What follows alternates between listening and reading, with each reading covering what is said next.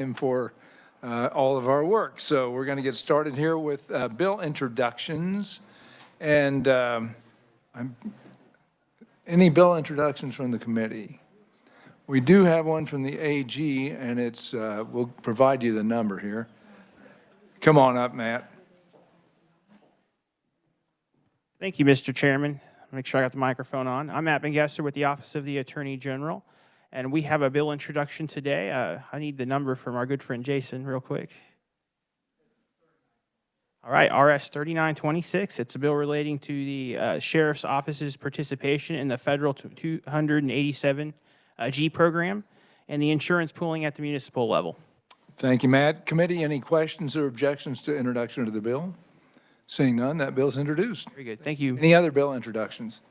Seeing none, we have a hearing today on House Bill 2332, establishing a seal for the House of Representatives. And we'll have Jason give us a bill brief.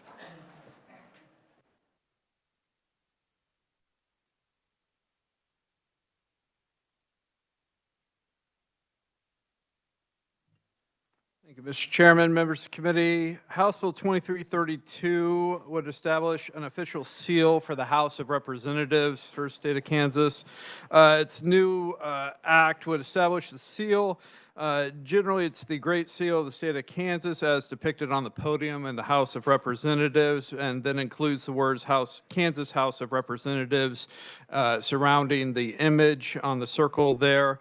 The bill also provides for the custody and use of the seal. It's to be kept and maintained in the office of the Speaker of the House of Representatives, and can be used by any member of the House on stationary and other official or personal communications, with the caveat that it shall not be used to convey an official position of the House of Representatives and cannot be used for campaign purposes. There was an amendment on the floor of the House in committee, to remove the word Indians and replace it with Native Americans, both in the original language describing the Great Seal and in the 75-201, which is a Great Seal for the state of Kansas. It did pass on final action in the House on a vote of 120 to nothing, and would go into effect this July 1st if enacted. With that, I'd be happy to stand for any questions. Thank you, Jason. Committee, any questions? Senator Fascido. Thank you, Mr. Chairman. Sorry for my tardiness. So, Jason, tell me again, where's the seal that would replace to, or the chiefs? You said change it to Native American. Exactly where? So the description in both the Great Seal of the state of Kansas and in the official seal being proposed for the House of Representatives uses a description of the image on that seal that references two Indians, and the House changed that reference to two Native Americans. That's what that change was. Terminology change. Any other questions? Senator Clifford. Thanks, Mr. Chairman. Is there a picture available of the seals? I don't know if our proponent brought a picture with her or not. She did not. And I'm not so sure if. Yeah. Well, send it to Angela. Okay. And Angela will send it out to the committee so you can see what it looks like. I don't want to be too sarcastic in the proceedings, but having listened to the explanation of votes last week, I think there should be some wine in the seal. Good point. Any other questions, committee? Senator Gossage. Why was I thinking that in the Speaker's office there's already a seal? Is that just not an official seal? No, there's not, I'm saying. So maybe that's just the seal of Kansas that's in the Speaker's office. Great okay. Seal. Yeah. Thank you. Any other questions? Seeing none, thank you, Jason. Our in-person proponent is Representative Estes. And welcome to Fedden State. And she's up against the clock at the 11 o'clock House meeting. So we'll Thank you so much. Thank you for hearing this bill. I'll start with your question.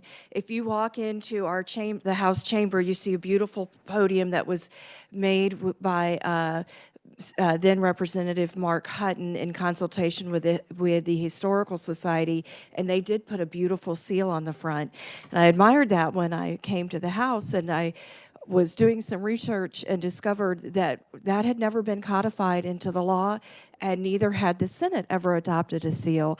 I did not put language for a seal for the Senate because I felt it was most appropriate for you all to define what you would like a seal to look like and welcome an amendment that puts that in there. So any other seals that you see around the building are just something that someone had made, because there are companies that enjoy making those and earn a good living. I did add a few guardrails to the description, and yes, we did change Indian to Native American. When we wrote the bill, we just took the language that described the official state seal, and then later I kind of noticed, oh, wait a minute, I'm not happy with how we describe that. So we changed that word in the description of my seal that I created, and the source language, because it's just outdated, inappropriate language. And I'm happily stand for questions.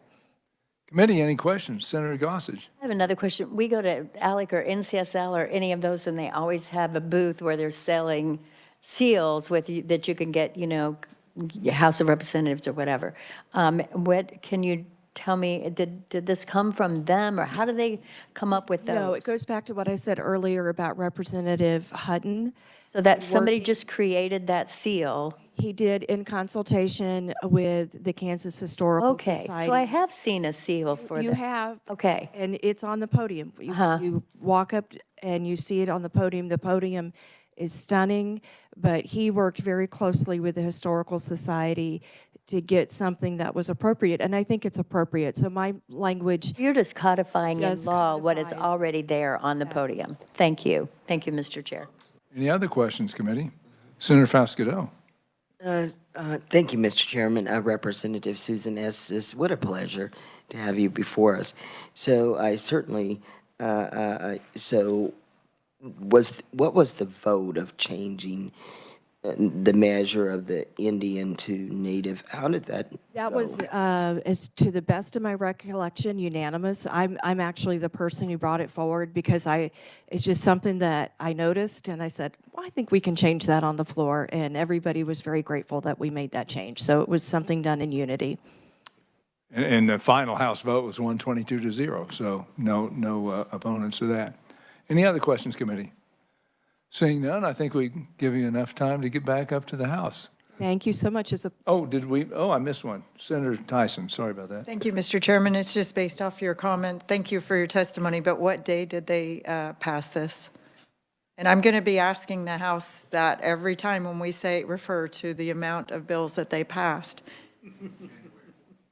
January 14th, that's fine. Thank you. We did that as a symbolic, positive way to start session. So it was one of those things we did very early. No, that's fine. It's just when you passed over 100 bills in less than 3 days, that unanimous vote doesn't mean as much as it used to. Thank you. No, this is a January 100%. Thank you all so much for having me, and it's good to see many great friends here today. Thank you, Representative. We appreciate it very much. Angela, committee just sent out to your email a picture of Senator Blues standing near the seal, so if you want to take a look and see what it looks like, she's right there. So Angela worked quick and got that out. And also, we don't have any more in-person proponents. We have written only from Majority Leader Blasey, and we will have a Senate version of this available when we work the bill, which might be today. We'll just kind of see how things go. We have no neutral opponents, no opponents of any type, and so we will close the hearing on House Bill 2332. And next, move on to House Concurrent Resolution 5022, and Jason will give us a bill brief on that.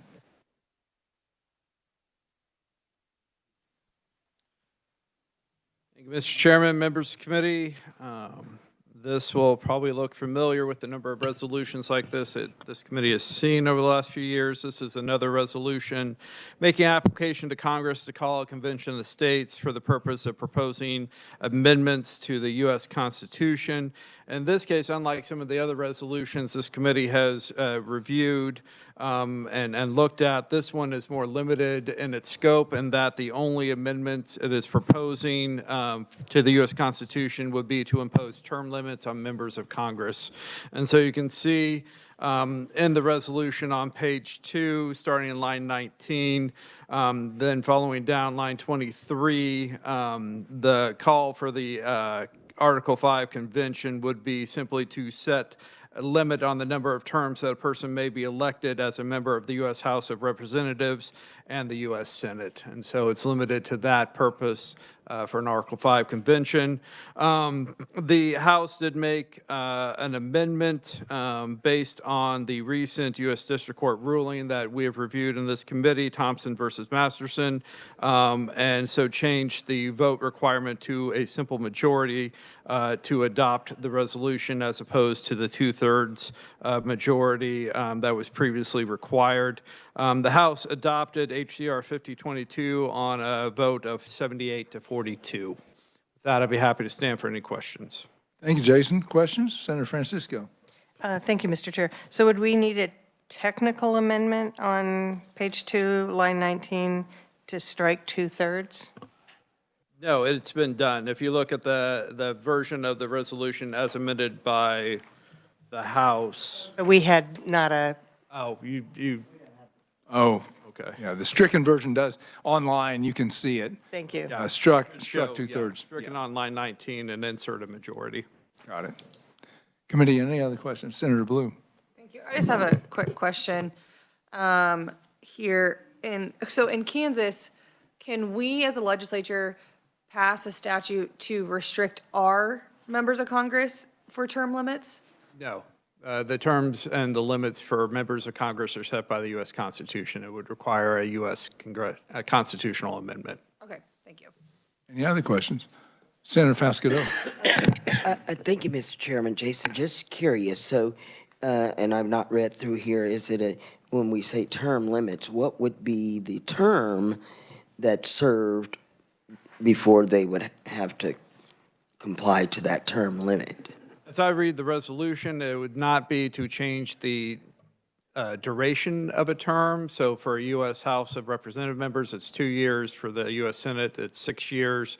There would be no change to that. It would be change on the number of terms that an individual could serve in each body. So for instance, you could only serve 4 2-year terms in the U.S. House and only 3 6-year terms in the U.S. Senate, something to that effect.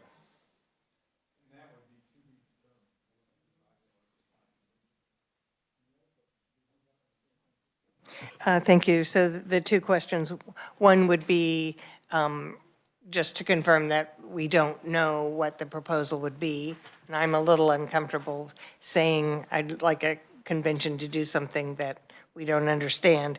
And then, Jason, can the topic of a convention be restricted?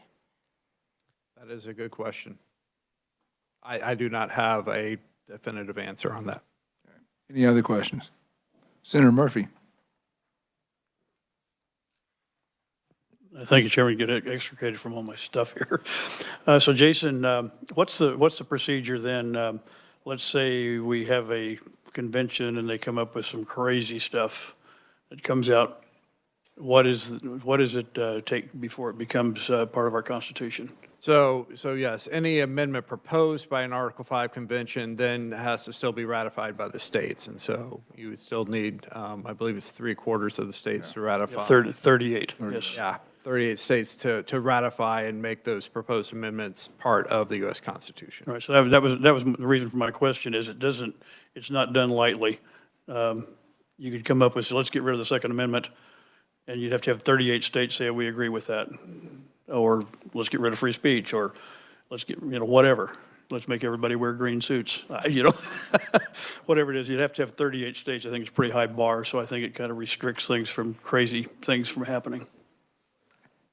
Any other questions? Seeing none, thank you, Jason.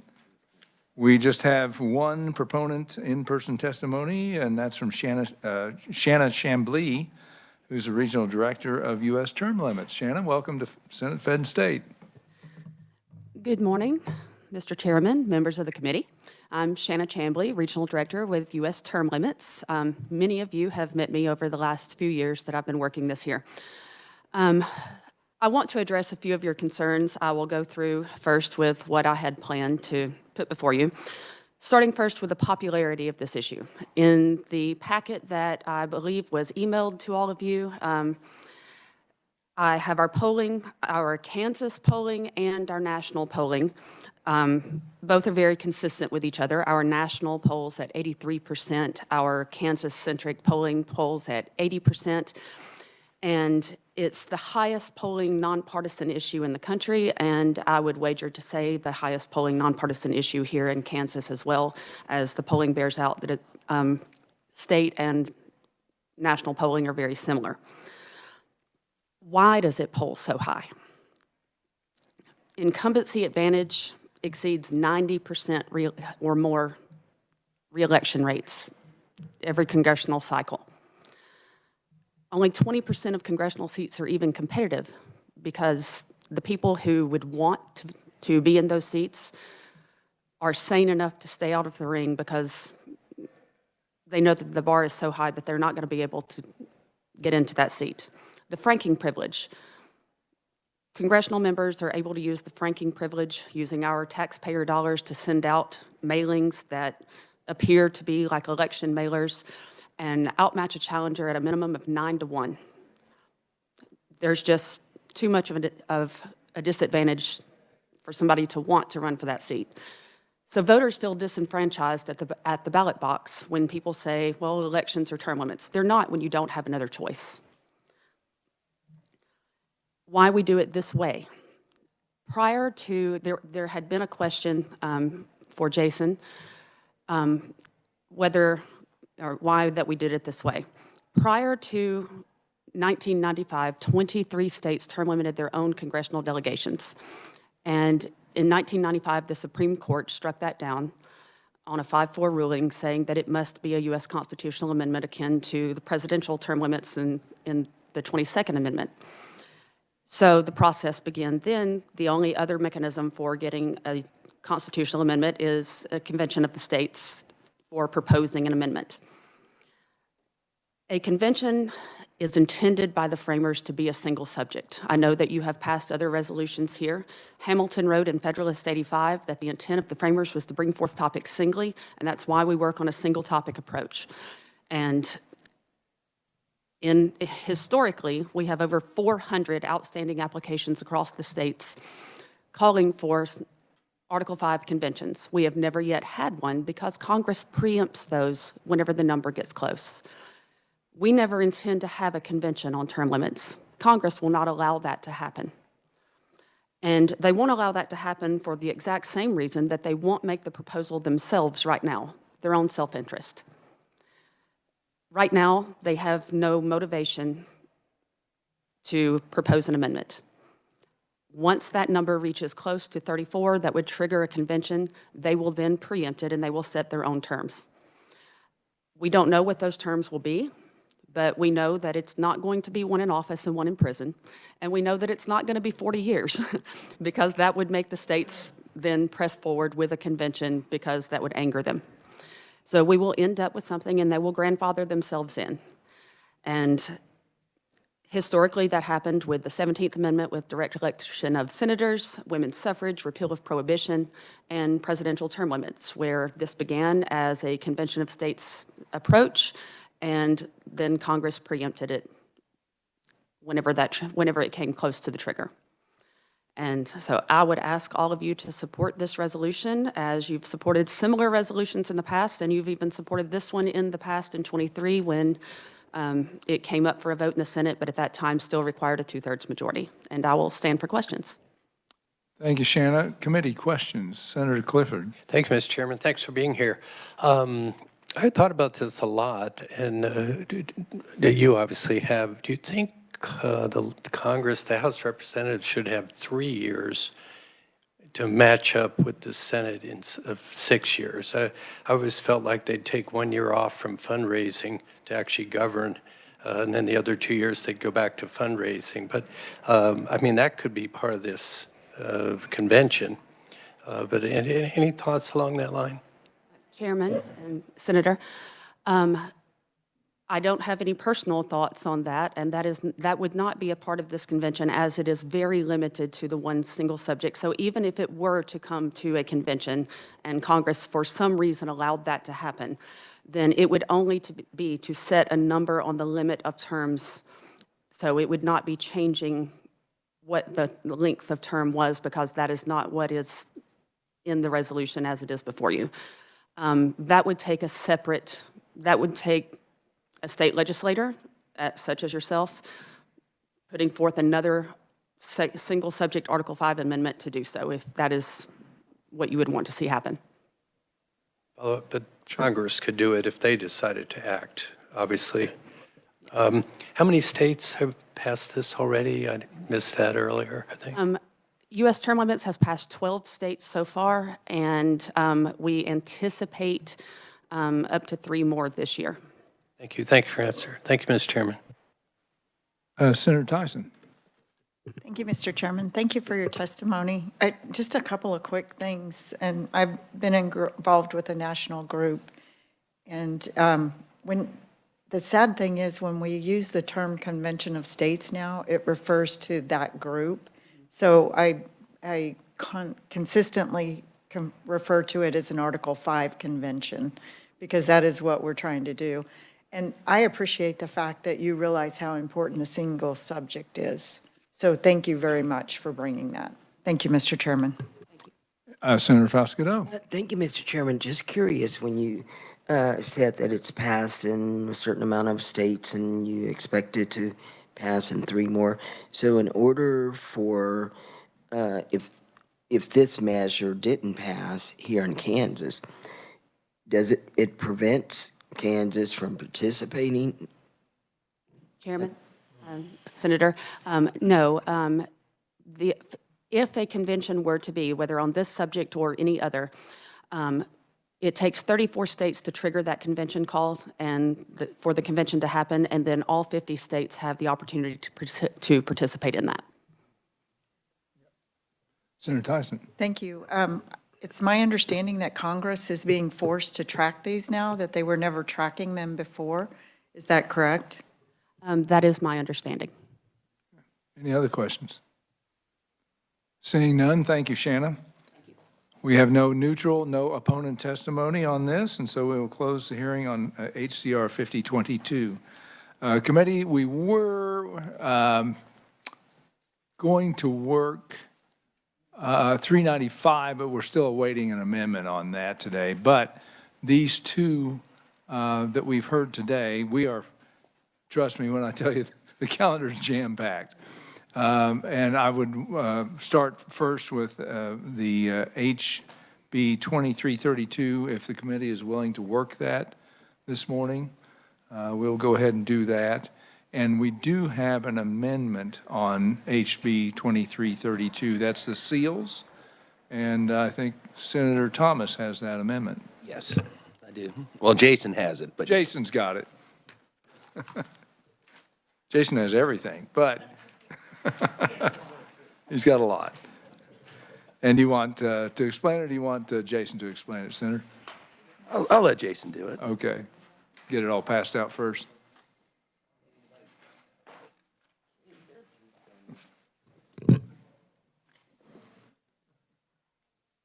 Whenever you're ready, Jason.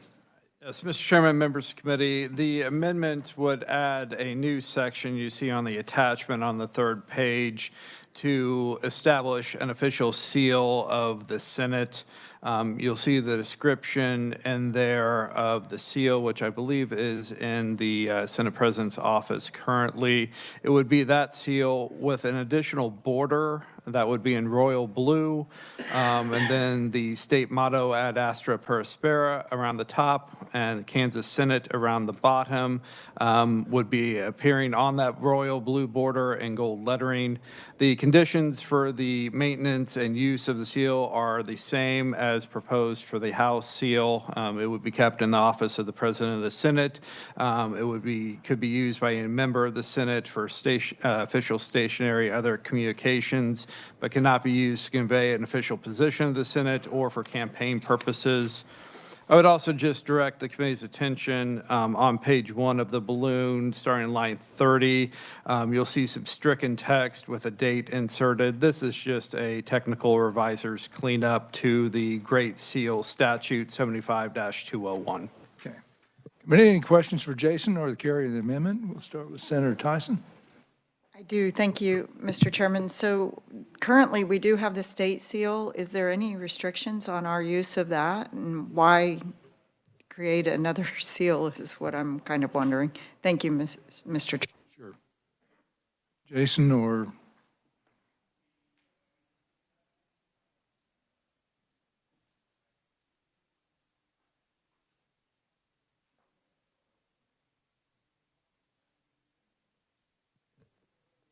So, Mr. Chairman, members of the committee, 75-203 provides for the custody and use of the Great Seal of the state of Kansas and shall be used only in attestation of the proclamations, commissions, and executive warrants issued by the governor and of all obligations of the state issued in pursuance of law and of such acts of authentication as may be required under the laws of the United States and under the rules of comity between the states. So its limited use is for those purposes for official state business. So, and for this, it would be, yeah, this is the governor's use. So for this, it would allow the senators or representatives to use the seal on their stationery if you'd like. Any other questions or comments? Senator Fausto. Thank you, Mr. Chairman. To the carrier of the amendment, who would create the design or those changes that you mentioned? Senator Thomas. Correct me if I'm wrong, Jason, but I believe that has already been created, and hasn't it? Yeah, the majority leader was bringing around a picture of it yesterday. You may have missed it. He was trying to get around to everyone to see what it looks like.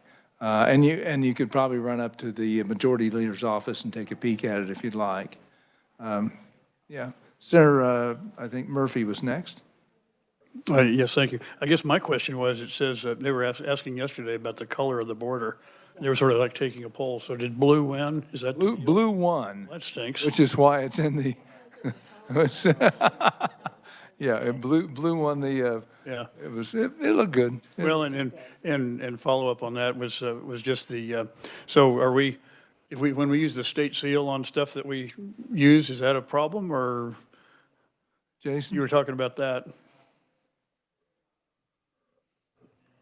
I think that would depend on how you're using it and what stationery has been provided for its use. I think if it's generally provided like on your office stationery, I'm pretty sure that's acceptable use at this point. But 75-203 does define the official uses for the state seal as the Great Seal of the state of Kansas. This would do so for the two respective chambers. Right. Yeah, I've got it like on thank you cards and things like that, and I've seen it on challenge coins and stuff like that. So I was just sort of curious.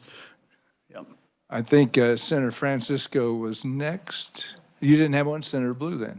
Thank you. Just real quick on what was in the majority leader's office, just to note that it's AI that's in the middle. It's not what the actual seal is going to look like. So, because I asked about that, it looked a little too AI-y. The question I have, Jason, is, and it's one of those, when you come in as a freshman, you're told a bunch of stuff. Is it truly fact or just passed down? I was told that we are not allowed as legislators to utilize the state seal in color, that only the governor is allowed to utilize the state seal in color. Is there a law on that? And same with utilizing the state seal. When can you utilize it? And on this kind of stuff, can we utilize personal, because I've never bought anything with the state seal, not through ILS, through LAS, thank you. So could we utilize it on our own? Jason? With respect to the Great Seal of the state of Kansas, I would need to defer to the director of LAS and their communications with the governor's office on the appropriate use of the Great Seal of the state of Kansas. I don't have definitive answers to that.